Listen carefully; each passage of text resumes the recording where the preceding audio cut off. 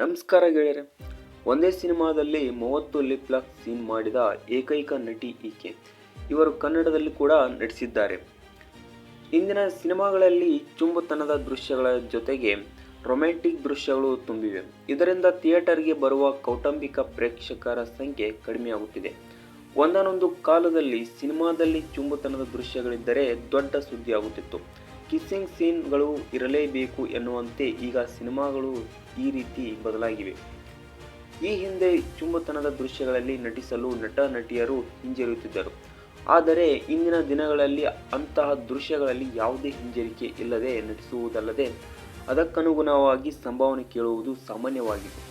ಇತ್ತೀಚೆಗಷ್ಟೇ ಒಂದು ಸಿನಿಮಾದಲ್ಲಿ ನಾಯಕಿಯೊಬ್ಬಳು 30 ಲಿಪ್ ಲಾಕ್ ಸೀನ್ಗಳಿಂದ ಸಿಟ್ಟು ಮಾಡಿಕೊಂಡು ಸುದ್ದಿ ಈಗ ಹಾಟ್ ಟಾಪಿಕ್ ಆಗಿದೆ.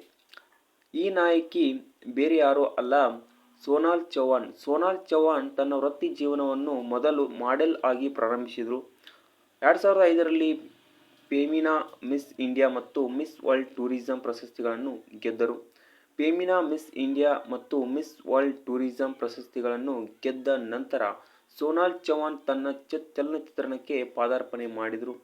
2008ರಲ್ಲಿ ಜನ್ನತ್ ಚಿತ್ರದ ಮೂಲಕ ನಾಯಕಿಯಾಗಿ ಪಾದಾರ್ಪಣೆ ಮಾಡಿದರು. ಇವರು ತೆಲುಗಿನಲ್ಲೂ ಹಲವು ಚಿತ್ರಗಳಲ್ಲಿ ನಟಿಸಿದ್ದಾರೆ.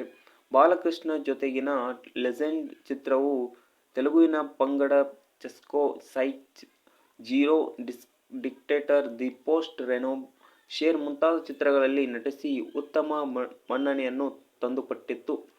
ಆದರೆ ಈಕೆ ನಟಿಸಿದ ಎಲ್ಲ ಸಿನಿಮಾಗಳು ಬಾಕ್ಸ್ ಆಫೀಸ್ನಲ್ಲಿ ಸೋತಿದ್ದರಿಂದ ಅವಕಾಶಗಳು ಅಷ್ಟಾಗಿ ಬರಲಿಲ್ಲ. ಇದೇ ವೇಳೆ ಸೋನಾಲ್ ಚೌಹಾಣ್ ಒಂದು ಸಿನಿಮಾದಲ್ಲಿ 30 ಲಿಪ್ ಲಾಕ್ ದೃಶ್ಯಗಳಲ್ಲಿ ನಟಿಸಿದ್ದಾರೆ. ಹೌದು, ಸೋನಾಲ್ ಚೌಹಾಣ್ 2013ರಲ್ಲಿ 3G ಎ ಕಿಲ್ಲರ್ ಕನೆಕ್ಷನ್ ಚಿತ್ರದಲ್ಲಿ ನಟಿಸಿದ್ದರು.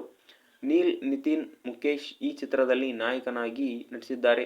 ಅದು ಬಾಕ್ಸ್ ಆಫೀಸ್ನಲ್ಲಿ ಸೋತಿತ್ತು. ಆದರೆ ಚಿತ್ರವು 30 ಕಿಸ್ ದೃಶ್ಯಗಳನ್ನು ಮಾಡಿದ ದಾಖಲೆಯನ್ನು ಹೊಂದಿದೆ.